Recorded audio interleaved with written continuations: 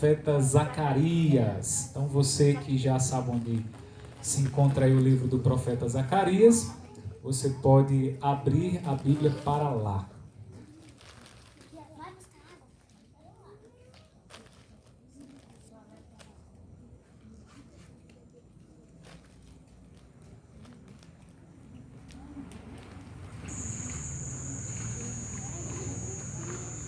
Zacarias,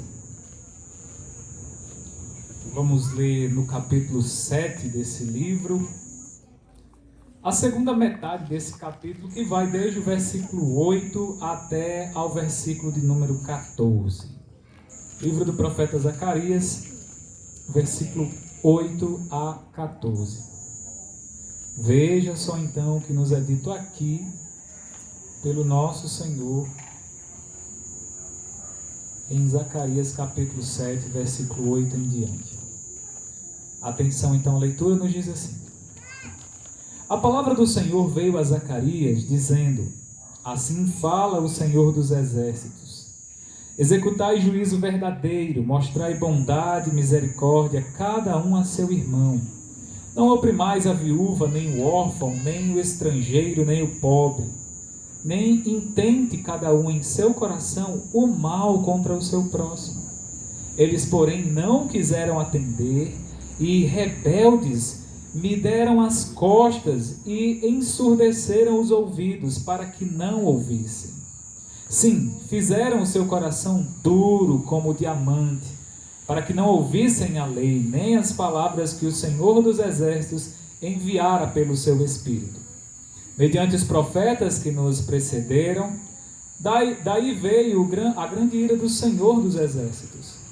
Visto que eu clamei e eles não me ouviram, eles também clamaram e eu não os ouvi, diz o Senhor dos Exércitos. Espalhei-os com um turbilhão por entre todas as nações que eles não conheceram.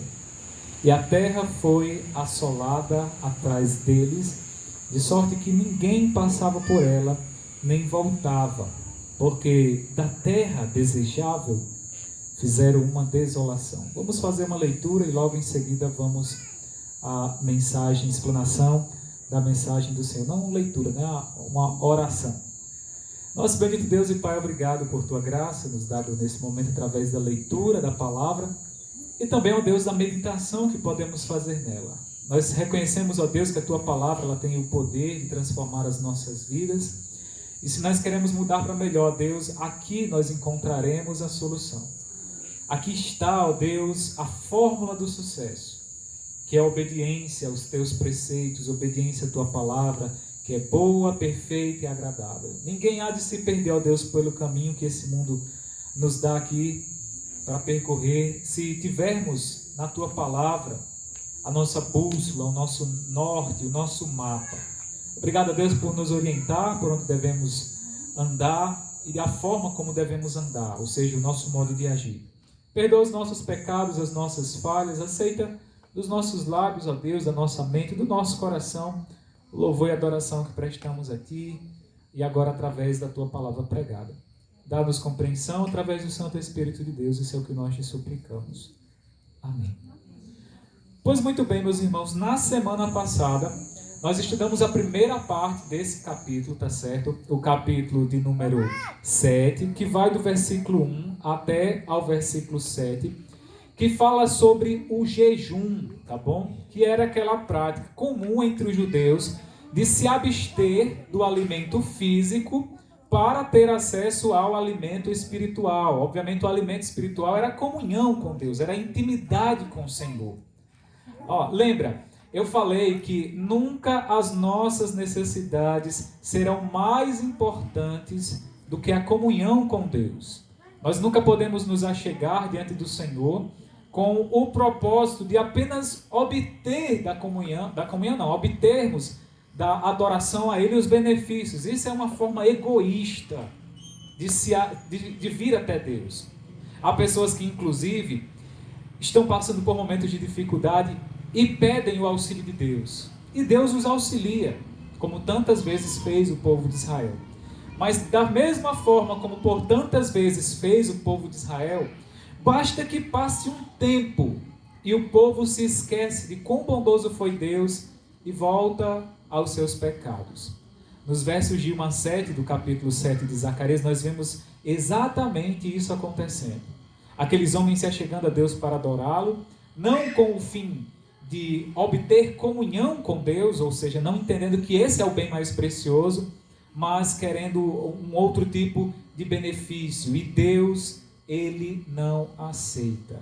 Deus é a única pessoa, é o único ser com quem nós deliberadamente não podemos ser hipócritas. Na verdade, nós podemos ser hipócritas com ninguém. A hipocrisia, ela tem um aspecto de engano, mas ela só engana o homem. A hipocrisia jamais será capaz de enganar a Deus. Isso é um fato. Ninguém pode enganar a Deus, o Deus da verdade. Nenhum mentiroso é capaz de fazer isso. E aí nós vimos isso nos versículos de 1 a 7. A partir do versículo 8, então, que é o texto que nós acabamos de ler, o profeta Zacarias vai falar novamente àquele povo por meio da palavra que veio a ele. Lembra, até esse momento, Deus já manifestou-se ao profeta Zacarias por 8 visões, querendo assim transmitir certas verdades que nós já trabalhamos ao povo de Israel, que eram essenciais para a retomada da vida deles. O povo estava retomando a vida, estavam voltando para a cidade prometida, voltando para a terra prometida e refazendo como que suas vidas do caco, especialmente a sua vida de adoração a Deus, a sua vida de santidade. Então era um enorme desafio, não há como negar isso. E depois do modo como o Senhor se revelou através das visões ao profeta, ele agora fala de maneira direta, dizendo no versículo 9: assim falara o Senhor dos exércitos, executai juízo verdadeiro, mostrai bondade e misericórdia, cada um a seu irmão, não oprimais a viúva, nem o órfão, nem os estrangeiros, nem o pobre, nem tente cada um em seu coração o mal contra o seu próximo.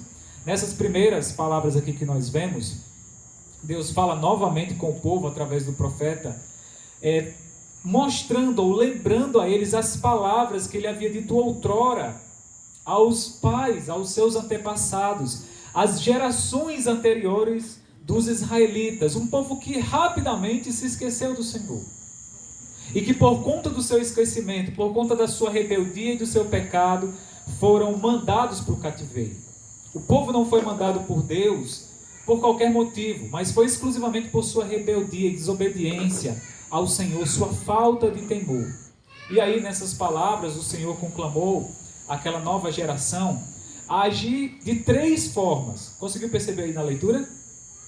Agir com justiça, com bondade e misericórdia de uns para com os outros.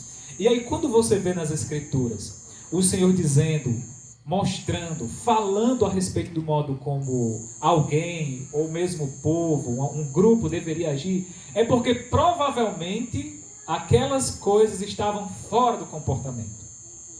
Então o povo judeu, apesar de ter sofrido 70 anos no cativeiro babilônico, ainda continuava um povo injusto, um povo mau e com falta de misericórdia no seu coração, de uns para com os outros.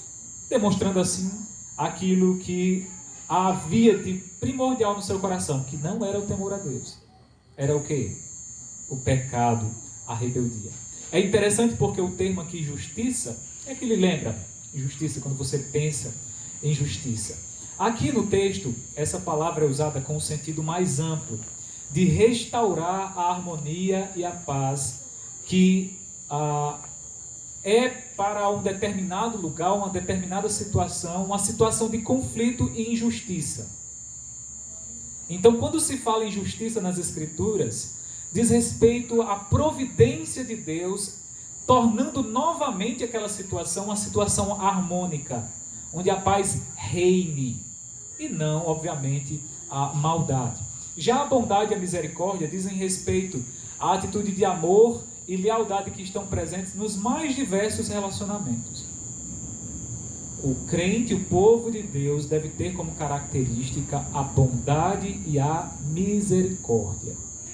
A bondade vai falar das nossas ações de benevolência, de compaixão, de empatia, ou seja, quando nós nos colocamos no lugar do próximo, a fim de lhe fazer algum bem, lhe suprir alguma necessidade. Já a misericórdia diz respeito ao fato de nós relevarmos o mal outrora feito. Deus, quando age de misericórdia para conosco, é no fato dele não nos dar o que nós, pelo nosso próprio pecado, merecemos, que é a condenação, que é a destruição, que é a punição definitiva pelos nossos pecados. Então, quando você compreende esse aspecto da pessoa de Deus, que Deus é um Deus misericordioso, aí você consegue entender um pouco melhor sobre como deve ser a sua atitude para com o próximo, para com aquele que lhe fere, para com aquele que deseja o seu mal, para aquele que de alguma forma lhe faz um agravo. Esse é o ponto central aqui. Lembra que nós fomos salvos por Deus, fomos alvo da sua graça, da sua misericórdia, do seu amor, no momento mais terrível da nossa vida, que é o momento em que nós nos encontrávamos em inimizade contra Ele. No momento em que nós estávamos completamente devotos ao pecado, acorrentados a Ele. Efésios capítulo 2, versículo 4 vai dizer: mas o quê? Por ser Deus rico em misericórdia, e por causa do grande amor com que nos amou, estando nós mortos nos nossos delitos e pecados, nos deu vida juntamente com Ele, pela graça sois salvos. Se estamos hoje aqui, se podemos ter comunhão com Deus, se somos capazes de perdoar, de ter misericórdia, esse ato nosso de bondade, de justiça e de misericórdia deriva de Deus. Porque Deus é um Deus justo, é um Deus bondoso e misericordioso. Nós somos sim capazes de demonstrar justiça, bondade e misericórdia nos nossos relacionamentos. Quem está falando isso? É o próprio Deus, justo, bondoso e misericordioso. Meus irmãos, se nós não aprendermos estas verdades, que fluem do próprio caráter perfeito de Deus, nós nunca conseguiremos ser pessoas cada dia melhores. Se nós nunca olharmos para Deus, que é o padrão perfeito, nós nunca conseguiremos agir com justiça. Nunca conseguiremos ser pessoas bondosas, nem tampouco seremos capazes de oferecer ao próximo a misericórdia. E como é que pode, eu sendo alvo da misericórdia de Deus, eu falo do crente, não ser capaz então de demonstrar misericórdia ao meu próximo? Era exatamente isso que estava acontecendo com o povo judeu. Um povo que não queria saber do Senhor. Ele diz exatamente isso no versículo 10. De que forma então eles deveriam demonstrar justiça, bondade e misericórdia? O texto diz: não oprimais a viúva, nem o órfão, nem os estrangeiros, nem o pobre, nem intente cada um em seu coração o mal contra o seu próximo. Note aqui que essas atitudes, elas deveriam ser responsáveis pela saúde da comunidade como um todo, posto que encurtava os relacionamentos e fortalecia os princípios de unidade e reciprocidade. O povo é singular. Deus ele não tem povos seu. Deus não tem. A linguagem é no singular. Deus tem um povo. Nós somos o quê? O povo de Deus. Nós não somos um povo de Deus.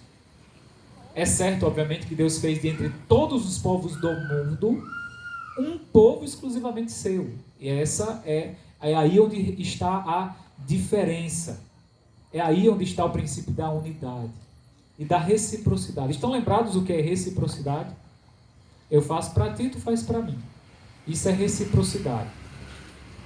Um exemplo bem prático, né? Alguém fala algo legal para você. Aí você diz o quê?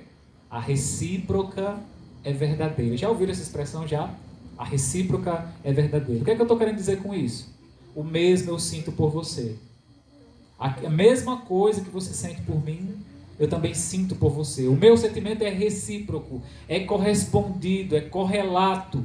Da mesma forma como você tem apreço por mim, eu tenho apreço por você. Era assim que o povo deveria agir uns para com os outros. E aí então que aí no versículo 10, olha o que é dito: não oprimais a viúva, nem o órfão, nem os estrangeiros, nem o pobre, nem intente cada um mal em seu coração, ou em seu coração mal contra o seu próximo. Nestes versos aqui, ele fala sobre as atitudes de justiça, de bondade e misericórdia para certos grupos de pessoas que havia naquela época. E que há até hoje, sempre vai haver, o próprio Cristo disse isso. As viúvas, os órfãos, os estrangeiros e os pobres.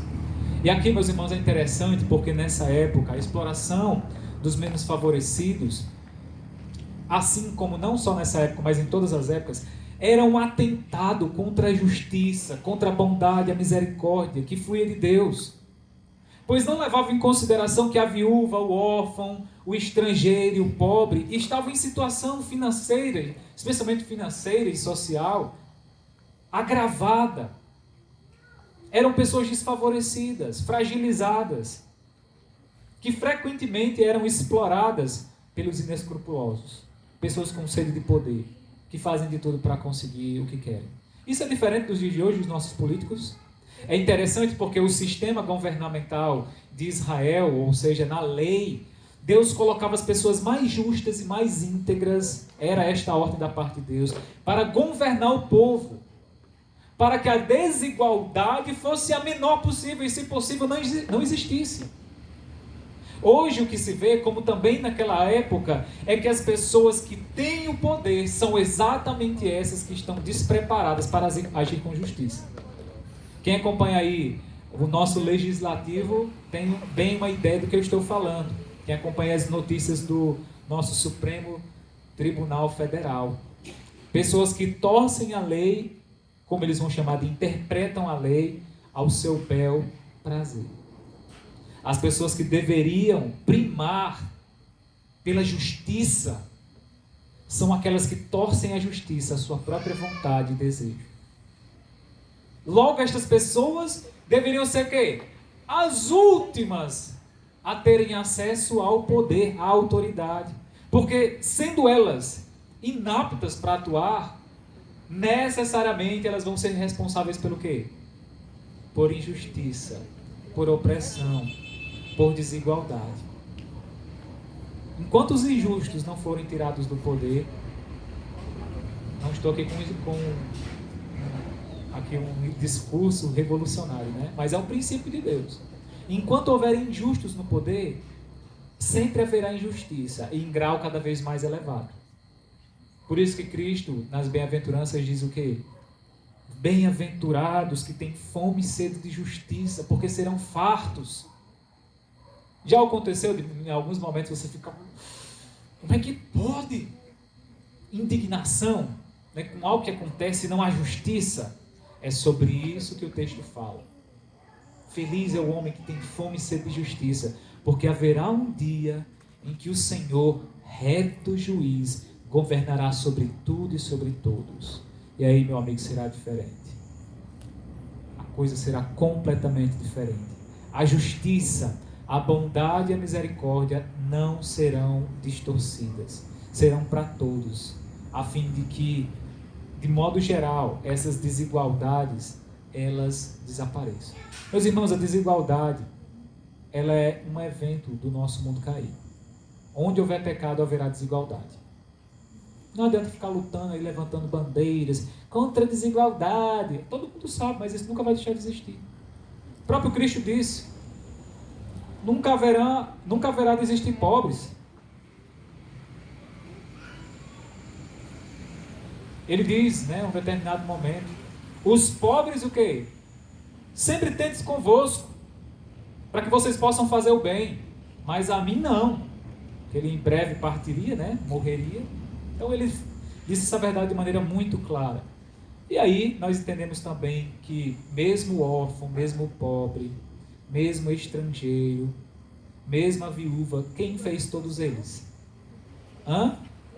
O próprio Deus. Então ele sabe como agir de maneira correta e da melhor forma possível para com estas pessoas. Todos estes eram grupos, meus irmãos, que estavam sendo oprimidos pelo próprio povo deles. Isso é incomum aos nossos dias de hoje? As pessoas da nossa própria cidade militando contra nós, os nossos próprios governantes querendo a nossa desgraça.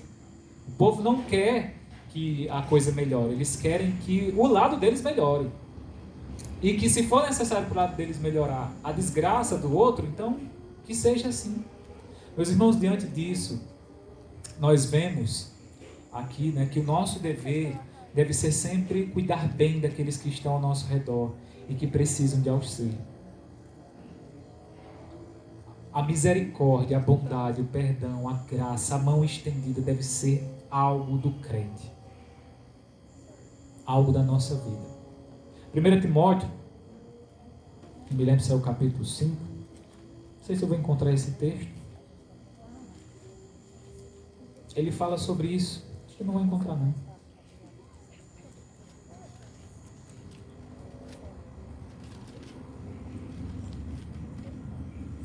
Versículo 8, né? Ora, 1 Timóteo 5,8. Se alguém não tem cuidado dos seus, e especialmente dos da própria casa, tem negado a fé e é pior do que o descrente. Alguém que nega o socorro aos da sua própria família, aos da sua própria casa, é pior do que um descrente. É pior do que uma pessoa que nega a Deus, que rejeita o Senhor. Você conhece pessoas assim, que negam os da sua própria casa? Pessoas que estão passando bem enquanto os seus estão passando mal, e ele não faz nada, ela não faz nada. Essa ideia, meus irmãos, que nós acabamos de ver, ela é defendida quando Deus exorta o seu povo a não oprimir aqueles que já não são, ou que já são dolorosamente oprimidos pela vida. Há pessoas que já estão carregando fardos enormes, e nós muitas vezes, ao invés de aliviarmos o seu fardo, fazemos o quê? Colocamos um peso ainda maior. Vemos a necessidade ali, não temos a capacidade de estirar a mão. Às vezes não é nem uma necessidade física, mas uma necessidade de um conselho, de uma palavra amiga, de um apoio, de dizer eu estou aqui, conte comigo. E aí, como é que você está? Está precisando de mim? Está precisando de alguma coisa? O que é que eu posso fazer por você? Às vezes nós estamos tão preocupados conosco mesmo, nosso bem-estar, daquelas pessoas que nós gostamos mais, que as outras passam despercebidas. O crente não pode agir dessa forma. A vida de algumas pessoas, meus irmãos, já é tão sofrida. Não ponha mais peso sobre as costas delas. A Bíblia diz que nós devemos fazer o quê? Levar as cargas uns dos outros. E não sermos cargas uns para os outros. Além disso, a Bíblia também diz que nós também, né? Ele nos diz o seguinte, nos ensina o seguinte: aquele que sabe que deve fazer o bem e não o faz, nisso está pecando. Você já quis fazer um bem e pensou uma outra vez e desistiu de fazer? Ai, mas será que vai se acontecer isso? E se a pessoa achar isso? É melhor não fazer. A Bíblia diz, claro, se você sabe que deve fazer o bem e não faz, você está pecando. Então, tire da sua cabeça aquela ideia de que pecar é só fazer o que não deve. Também é pecado não fazer o que deve. Entendeu a distinção? Deixar de fazer o bem, ou seja, não fazer nada, é pecado. Então esteja atento às pessoas à sua volta, às necessidades delas. Às vezes elas estão clamando em silêncio e você não está ouvindo nada. Absolutamente nada, porque você não é capaz de ouvir, nem ver em silêncio. É então que a partir do versículo 11, antes que vocês durmam aí nas cadeiras de vocês, é dito assim, fala, eu estou lá em Timóteo ainda, voltei. Diz assim então, eles porém não quiseram atender, e rebeldes me deram as costas e ensurdeceram os ouvidos para não ouvirem. Para não ouvirem. Vemos aqui então que a palavra de Deus, por meio dos seus profetas, tantas vezes falada para o povo não ouviu. Mas não foi porque eles não ouviram, porque Deus não falou não. Era como se Deus estivesse falando, eles estivessem com os ouvidos tapados. Igual criança mal criada, né, que não quer ouvir a outra. Desse jeito. Agora, será capaz, meus irmãos, que às vezes nós não queremos ouvir a Deus? Me diga se nós somos capazes disso. Será que às vezes nós tapamos os nossos ouvidos para não ouvir a voz de Deus? De acordo com o texto, isso aí se chama o quê? Hã? Rebeldia.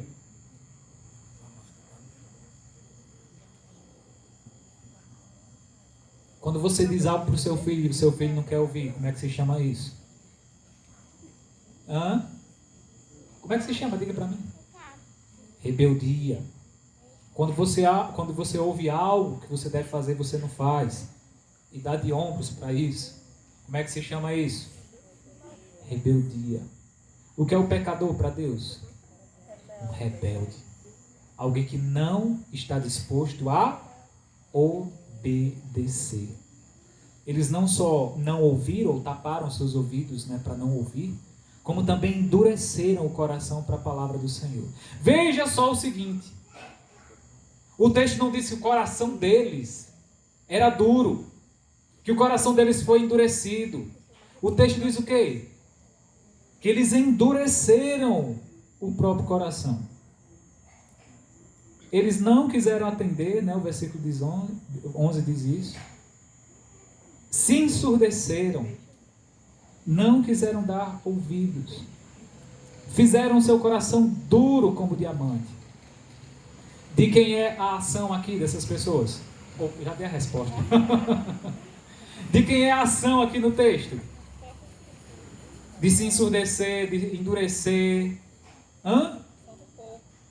Da própria pessoa, meu amigo. Se você não ouve, você não obedece, é porque você não ouve, você não obedece. Não põe a culpa nas outras pessoas. Não põe. A dureza do seu coração é você quem faz. Não põe a culpa em ninguém. Ninguém vai ao inferno culpando. Eu fui ao inferno por causa de fulano. Eu fui ao inferno porque ele não me ajudou. Porque ele não pregou a palavra para mim. A culpa é dele, ele vai para o inferno também. Que eu estou indo, eu quero que ele vá também. Ninguém irá para o inferno por conta do pecado do outro, da falha do outro. Você e eu não. Quem for para o inferno vai por sua própria culpa. Vai por sua própria responsabilidade e dureza do coração. Meus irmãos, quantas vezes, eu vou falar de mim, quantas vezes eu precisei ouvir a palavra de Deus antes de me converter e permaneci com o coração duro, sabendo que era o melhor, mas não queria o melhor, queria a minha vontade, porque a minha vontade parecia melhor, endurecendo o coração. A Bíblia diz, se você ouvir a minha voz, naquele dia se você ouvir a minha voz, o quê? Não endureçais o vosso coração. O próprio Deus dizendo isso. Quando você ouvir a sua voz, se submeta a mim, me obedeça. Mas não endureça o seu coração. Deus por incontáveis vezes falou ao povo, e o povo por incontáveis vezes endureceu o seu coração. E por esta razão, então, Deus derramou sobre eles a sua ira, os lançou no cativeiro, fez cada um deles sofrerem ali, estavam sofrendo até a volta do cativeiro. Meus irmãos, como nação, o povo judeu dispensou o conselho do Senhor. E isso fez com que a comunidade apodrecesse em injustiça e falta de amor ao próximo. Quando você vê injustiça aí no mundo, a falta de amor, pessoas que não estiram a sua mão para você, pessoas que querem tirar o seu bem, se aproveitar de você, qual é o nome que se dá a isso? Falta de amor. Incapacidade de se compadecer do próximo. Eu fico abismado como as pessoas são duras no trato umas com as outras. Recentemente eu e a Erika fomos atrás de um carro, Eu acho que poucas vezes eu tive uma pressão tão grande para comprar um carro, não foi a primeira vez que fui atrás, na vida, do que no momento que a gente foi comprar o carro. Fui eu e o irmão Mauro, e o cara é uma pressão danada, e já tem 4, 5 pessoas querendo, e já tem um lá em Icó, aqui que está pedindo a Deus que você não compre, para ele comprar, eu vou comprar, ele vai comprar mais caro do que o seu, uma pressão danada. Eu disse, eu posso pelo menos É chegar em casa e falar para minha esposa, é difícil segurar e tal. Eu disse, não, eu não vou comprar uma coisa sem nem falar com minha esposa. Me deu 1h30, ainda disse isso. Tá bom. E vim para casa na pressão danada. Tentei negociar. Baixa um pouquinho, R$100.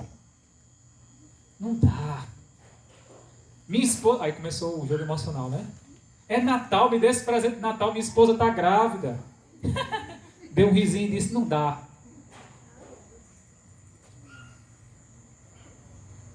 Ele queria lá saber que fosse Natal e que tivesse uma esposa grávida. Ele queria lá saber da minha vida, da minha necessidade com um carro. Ele queria era o dinheiro. Eu era apenas o meio dele conseguir isso. A minha vida, a minha história, pouco importava para ele. Isso aí ficou muito claro para mim e para Érica. Nós não somos um meio, meus irmãos. Nunca ache um ao outro como um meio para você ter alguma coisa, para você ser beneficiado. Tenha empatia. A Bíblia diz que é melhor dar do que receber. E o mundo prega isso. O mundo, para lhe dar uma coisa, ela tem que tomar muita coisa de você. Muita. O povo não entendia o amor. Não entendia o que era compaixão, misericórdia e bondade. O coração de diamante que eles possuíam não falava da riqueza que havia nele. Não era duro como diamante, né? Mas da incapacidade de se fazer sensível à vontade de Deus. Por conta disso, então, Deus clamou ao povo e este não ouviu, ao passo que quando o povo clamou por Deus, Deus também não os ouviu. Ah, vocês não querem me ouvir não? Pois também eu não vou te ouvir não. Deus parece um menino birrento, né? Mas Ele não é. Ele está destruindo a hipocrisia no nosso coração. Por quantas vezes Ele não clama por nós e nós não ouvimos? Aí basta a coisa apertar na nossa vida e nós clamamos por Deus. E eu pergunto a vocês, se Deus não fizer nada? E se Deus também, fizer a mesma coisa que você faz com Ele? Como é que para quem você vai recorrer? Quando Pedro, ou melhor, quando Jesus Cristo foi abandonado por parte dos seus discípulos, um após o outro ouviu o discurso de Jesus Cristo e foram dizendo, eu não posso aceitar esse discurso, eu não posso aceitar esse homem, eu não posso aceitar a sua proposta. Jesus Cristo então se vira para os discípulos e diz para eles, vocês não caem também não? Vocês não caem não com os demais? Estão saindo mais alguns aí, vocês não caem também não? A gente acha que Jesus Cristo diz, a gente acha que Jesus Cristo deveria dizer, por favor, volte, venham, por favor, fica aqui, eu vou ser mais bondoso. Não esqueça o que eu disse, esqueça o que eu disse. Venha, volte. Jesus Cristo diz o quê? Não cair não com os outros? E aí Paulo diz uma das frases mais célebres, incríveis. Pedro. Ele diz o quê? Senhor, para quem nós iremos, se só Tu tens as palavras da vida? Chega, eu me arrepei. Meus irmãos, para onde nós iremos, se Deus virar as costas para nós? Se Deus também não ouvir o nosso clamor por causa da nossa hipocrisia, para onde é que você vai?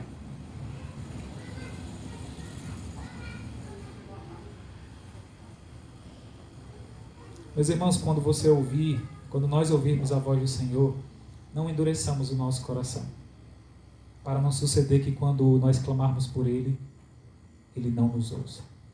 Vamos orar. Nosso bendito Deus e Pai, obrigado por Tua graça, obrigado pelo Teu amor, por Tua misericórdia. Nesse exato momento, ó Deus, nós temos plena certeza de que o Senhor está ouvindo as nossas orações. E não somente temos certeza disso, ó Deus, como temos a completa convicção de que o Senhor tem enorme prazer em que nós clamemos por Ti. E o Senhor tem enorme prazer em nos responder. O nome disso é comunhão, Senhor. Muito obrigado por restabelecer conosco a comunhão contigo. Obrigado por nos ouvir sempre. Sempre, ó Deus, o nosso pedido de perdão, o nosso pedido de misericórdia, o pedido para que nós amemos ao nosso próximo, para que nós sejamos capazes de lhe estender a mão, de ser empático, nos colocar no lugar da outra pessoa. Perdoa, Deus, todas as vezes que nós deixamos de fazer o bem e pecamos por conta disso. Ajuda-nos a olhar para o Senhor como nosso padrão, o padrão que nós devemos seguir. Isso nós te suplicamos em nome de Cristo. Amém. Pois muito bem, meus irmãos, vamos agora então passar aos nossos momentos